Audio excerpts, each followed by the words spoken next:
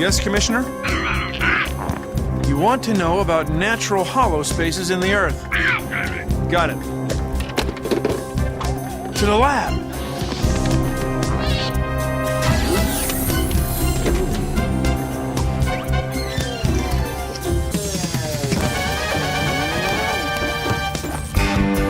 Dedicated to solving subterranean mysteries in the deepest, darkest parts of Caves!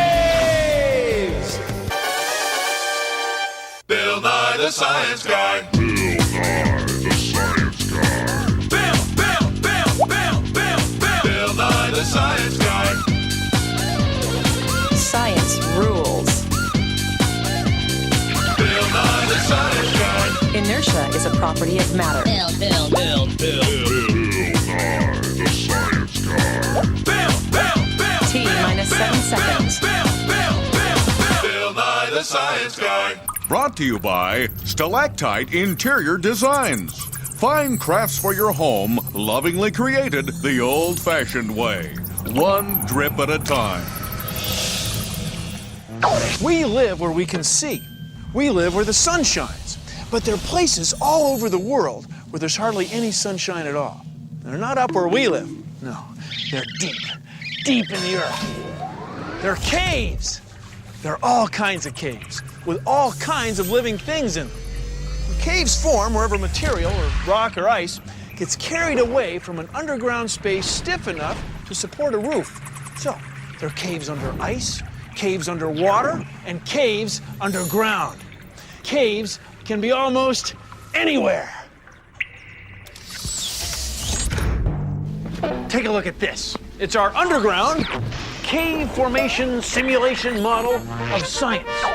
Everywhere we go on the Earth's surface, there are rocks, layers of rocks. Now, some parts of the Earth used to be underwater. They used to be part of the ocean. So now we find places where there are layers of rocks made of ancient seashells. It's chalky rock, limestone. So let's say this layer of sugar is a layer of white, chalky rock, limestone.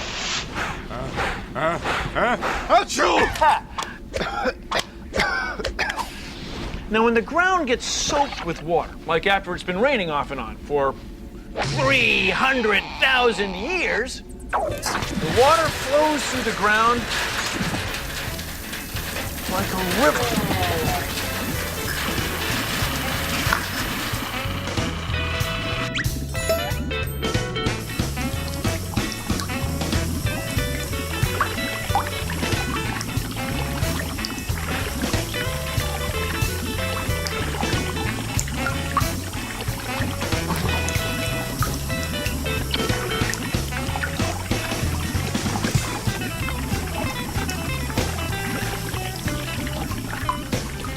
Chalky limestone dissolves slowly, and we get a cavern, a cave.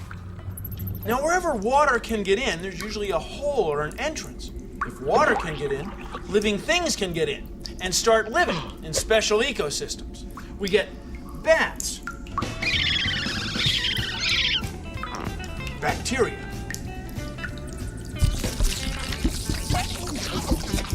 fungi, spiders and insects, fish and amphibians that we don't see living anywhere else. See, stuff that lives down here doesn't need light.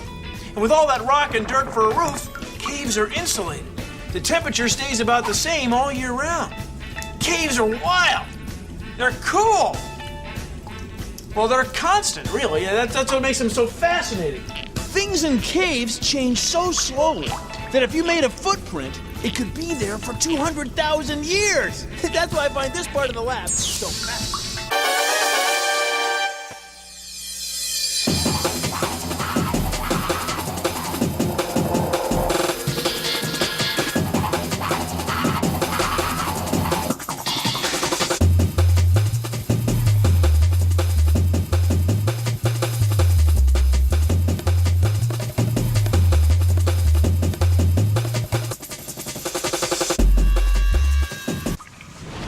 These rocks were formed by water. dripping. The water is loaded with minerals. The formation growing down from the top is called a stalactite. It holds tight to the ceiling. The formation growing up from the bottom is called a stalagmite. It might reach the roof. Both the stalactite and the stalagmite were formed by the same drops of water. Dripping, dripping, drip by drip by drip. The whole thing really starts on the surface. That water is coming from above the cave. As it drips through the rocks, it picks up minerals. When it falls down here, it leaves the minerals behind. After a while, they build up. This stalagmite is, 4 million years old. And you know what else? It's gotten ever so slightly bigger while we've been here. One drip at a time. Drip, drip, drip, drip, drip, drip, drip, drip. Just one little drip at a time, one little drip at a time. Time is no problem in a cave. Drip, drippy, drip, drip, drippy, drip. Drip, drippy, drip, drip, drippy, drip. It's Drip-O-Matic. Tired of waiting thousands of years for that stalactite to develop, drip by drip?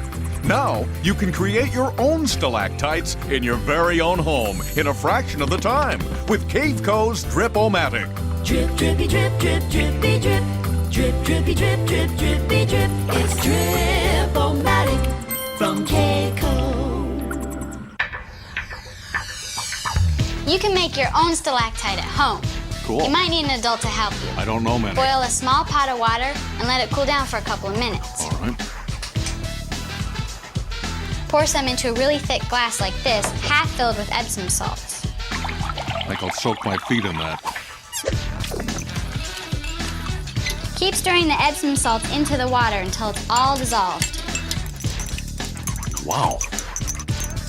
You're fast. Take a cardboard box Like that. and trace 2 circles. One around the bottom of the cup and one around the top. Cut out a circle that's in between the lines so that when you set the cup in, it won't fall through the hole. Okay. Poke out 3 holes around the cup hole like this. Set the cup in the hole and pour your salt solution in your cup. Cut 3 pieces of yarn and attach them to a large object like this washer. Make sure you soak all the string in the solution. Now hang it over the side of the cup and push it down through the holes. Make sure there's something waterproof in the bottom of the box, like this tin foil.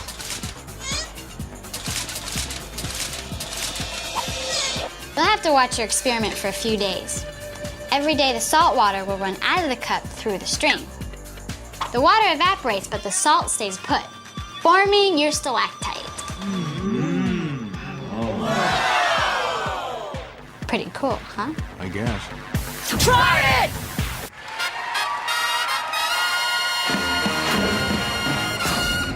From the home office in Carlsbad, New Mexico, I now hold in my hand tonight's top 10 list.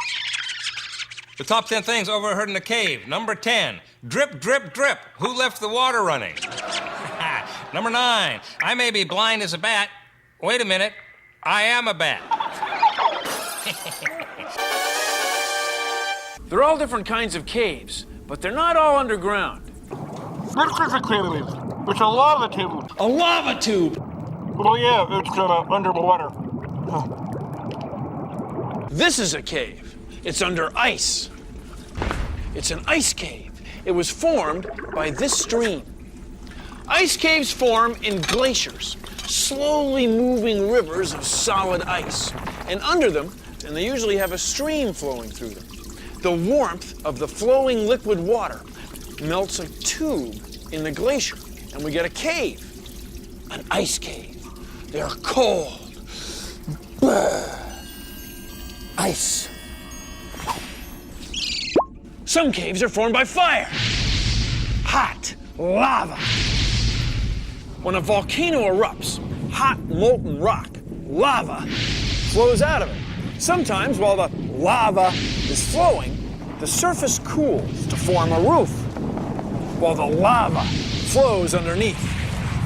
Eventually, when the lava stops flowing and drains away,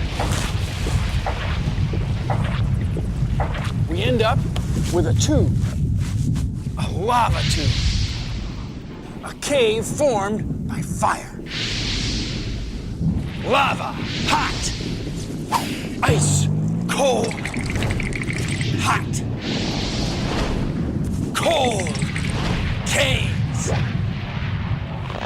caves, formed by fire.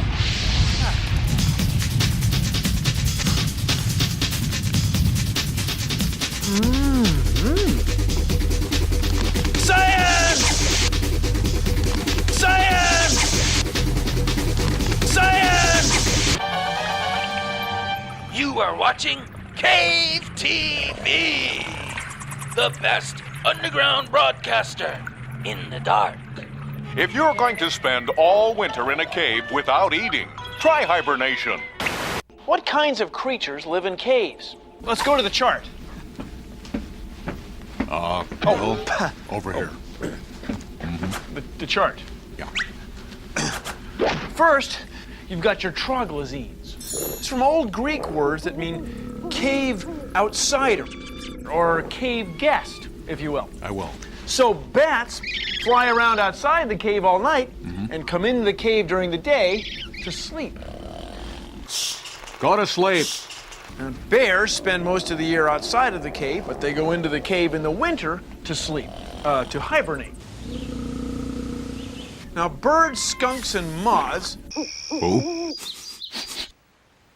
they live near the mouth of the cave, where there's just a little light, what we call the twilight zone. They're all troglodytes. Next, you got your troglophiles. That's from words that mean cave lover. These creatures love the deep, dark, wet environment of a cave. Who doesn't? Earthworms are troglophiles. Finally, you got your troglodytes. That means the true cave dwellers. They're insects and spiders, amphibians, fish, and crustaceans that all live in caves. They can't live anywhere else. In fact, these creatures are often blind or they have no eyes at all.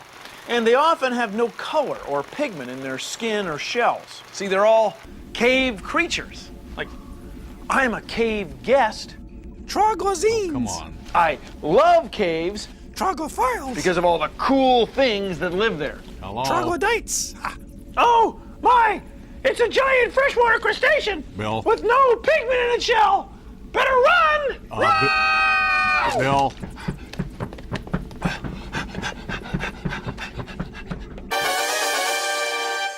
No eyes, no problem. I will be just fine. My ears and my nose, they will be my guide. You see, kids, a long, long time ago, some fish found their way into a cave and probably got trapped there. Now, the ones with the best senses of smell, touch, and hearing survived and passed their genes on.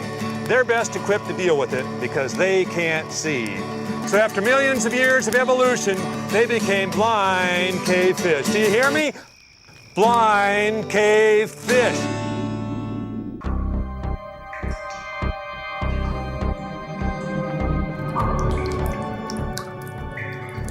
It's wet.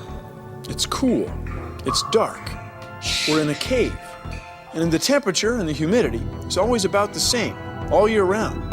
That's because between us and the outside world, there's 250 meters of dirt. Meters and meters, football fields of earth. It's a good insulator, so the temperature and the humidity is nice and even all year round. That's why animals like to come in here to hibernate. It's comfortable. You never know what you're going to meet in a cave.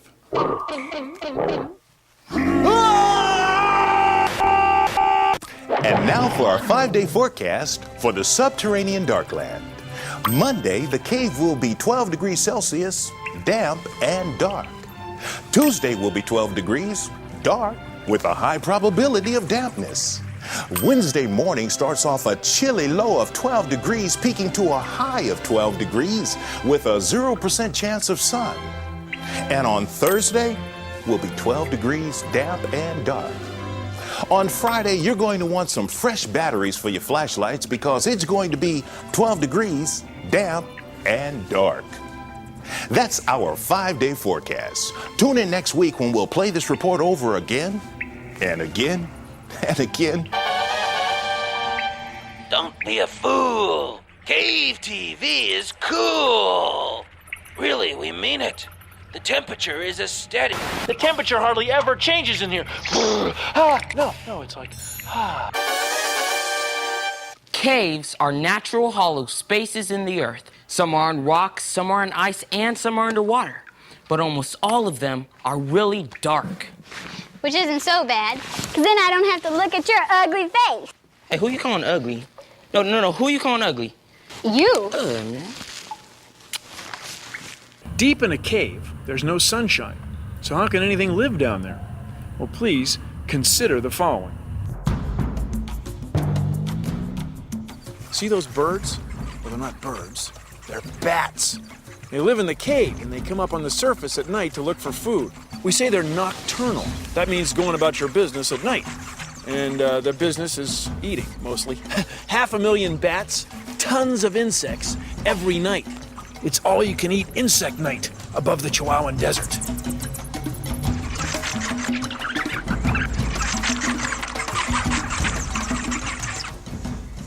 Even though bats live, to wit, where the sun don't shine, their food, their energy comes from, if you will, where the sun do shine. See, their food passes through their bodies, and the bat droppings, what we call bat guano, ends up all over the floor of the cave. Now, for some organisms, this stuff is fuel. It's bacterial breakfast, fungus food.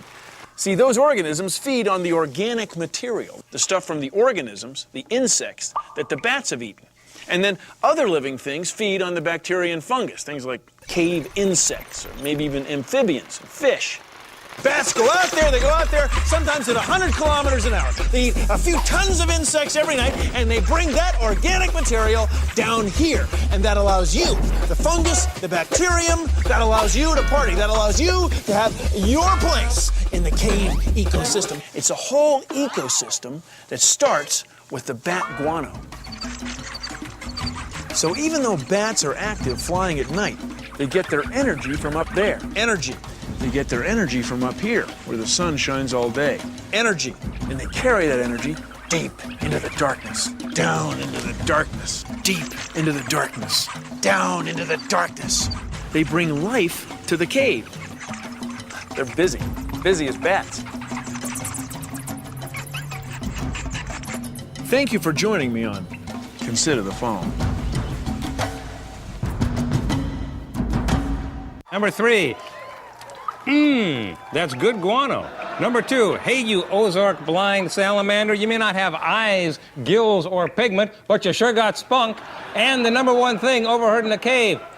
I love your cave painting. Is that an og? Huh?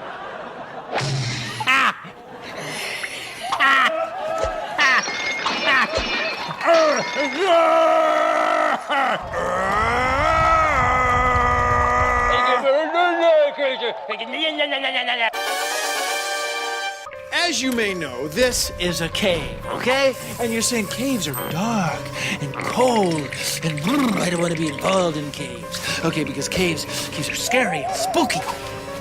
Caves are cool. See those stalagmites? See those? You hear them complaining? No, they love it here. They love it.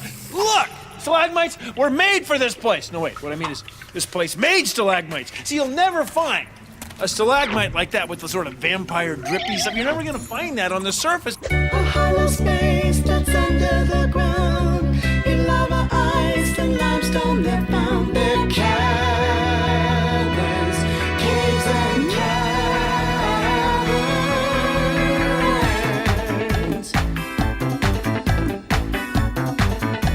Caves and caverns.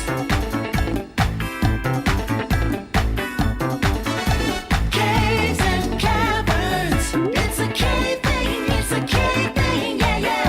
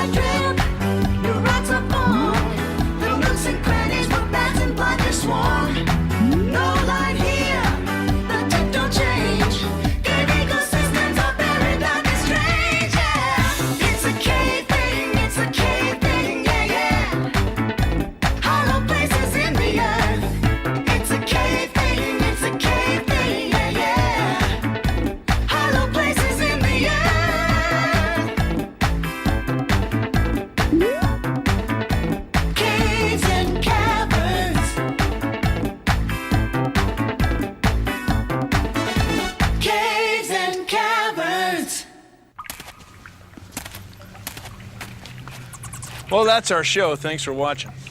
If you'll excuse me, I've got some speleothem growth acceleration curves to differentiate. Whew. See ya.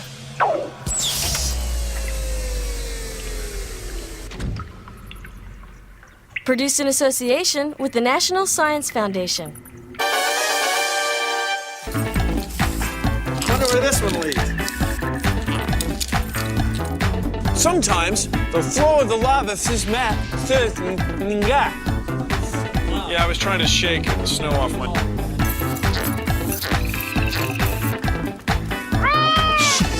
Sorry. You got bats bringing in guano. That's a whole other situation. Bats bringing guano. You don't have that, in your kitchen cupboard. If you did, you would, well, it would be different. You never know what you're gonna find in a cave.